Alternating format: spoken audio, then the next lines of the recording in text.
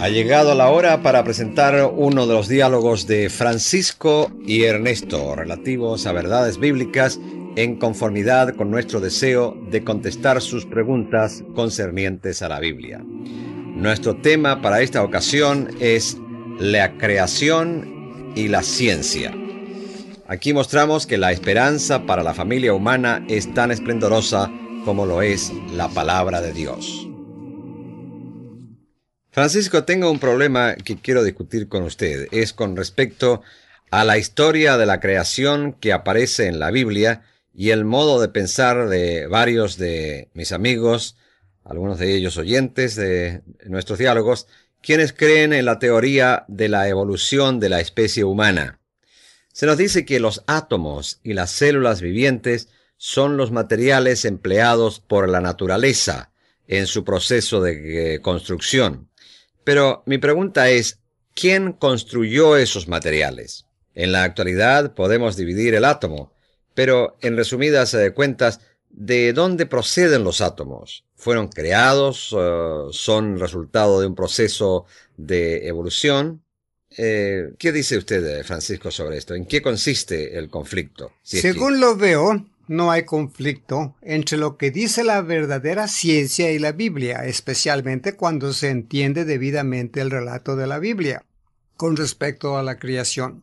La Biblia nos dice de la caída del hombre al pecado y a la muerte, y todos los verdaderos hechos de la historia y de los hallazgos de los arqueologistas confirman el hecho de que el hombre se encuentra caído en vez de estar evolucionando. Si el hombre no está evolucionando, ¿nos dice la Biblia cuál es el final, el destino final de la humanidad? Ciertamente, la Biblia suministra una genuina esperanza para la familia humana en estos días de incertidumbre y angustia.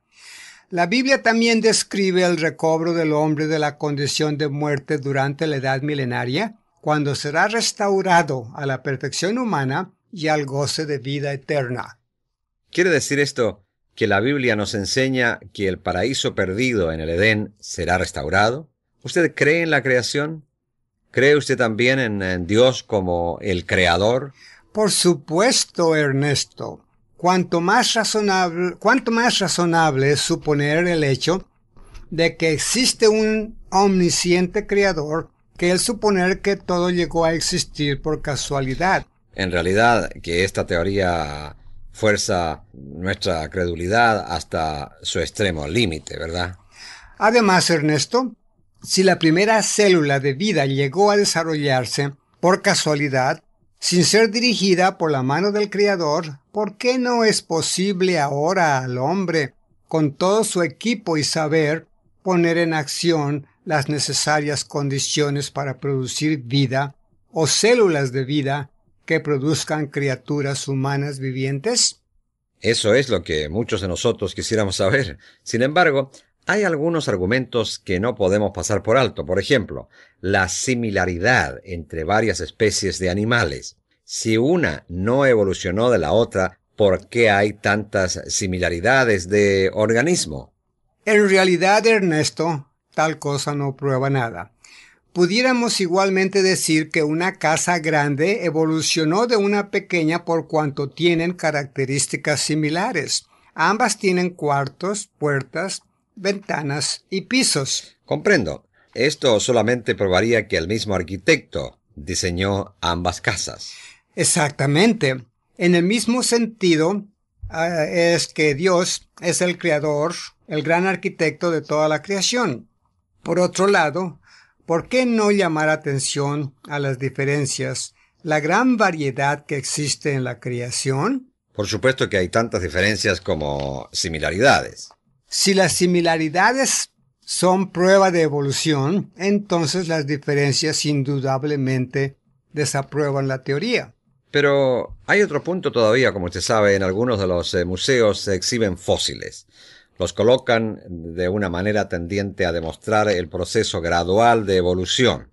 En estas exhibiciones se muestran primero los organismos más pequeños y finalmente los grandes. ¿Qué opina usted de esto? Sin embargo, Ernesto, es apropiado que preguntemos si el arreglo de los fósiles es en conformidad con los hechos o son arbitrariamente colocados en el orden que aparecen. Sí, es razonable tomar esto en cuenta y por eso pregunto, ¿los animales pequeños en estas exhibiciones vivieron millones de años antes que los mostrados al final de la línea? ¿Los esqueletos que aparecen entre ellos representan en orden correcto el desarrollo en conformidad con el tiempo que se le señala? Ernesto, la respuesta a su pregunta fue suministrada por un famoso hombre de ciencia holandés, quien declaró que esas exhibiciones de fósiles no son más que el producto de fantásticas imaginaciones, lo que quiere decir que no son pruebas de que los fósiles en esas exhibiciones vivieron en punto de tiempo conforme al orden en que son mostrados. Francisco, esa información es valiosa, pero ¿qué me dice con respecto a la reconstrucción del hombre primitivo?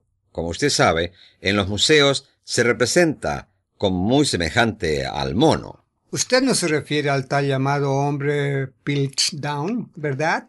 A estas horas nadie ignora que ese hombre fue una falsificación. Eso es cierto. Lo mismo sucede con el tal llamado Trinil hombre mono. Es una criatura de horrible apariencia.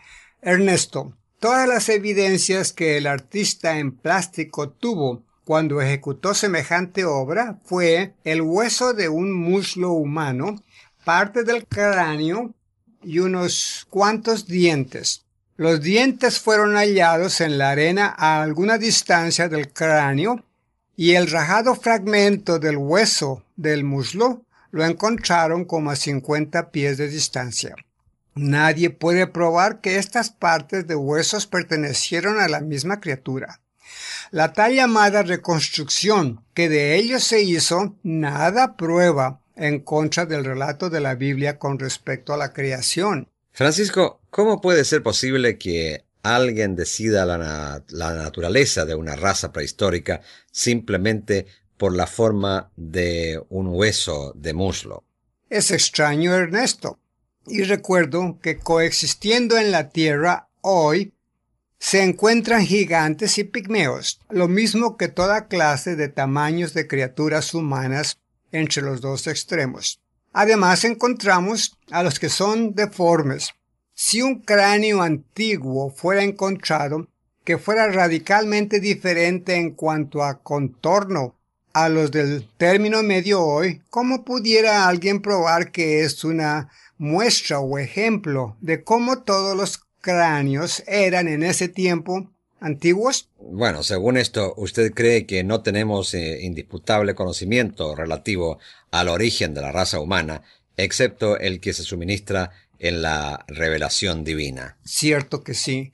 Y como lo dije en un principio, todo verdadero conocimiento científico está en armonía con la Biblia. La Biblia muestra que la raza humana tuvo su origen en las inmediaciones de los ríos Éufrates y Tigris, y los hombres de ciencia por largo tiempo están de acuerdo en que la evidencia sobre este particular es con referencia a esa parte de la Tierra, en particular como siendo la cuna de la civilización. Entonces, Francisco, allí debe ser en donde existió el jardín del Edén, ¿no? Sí.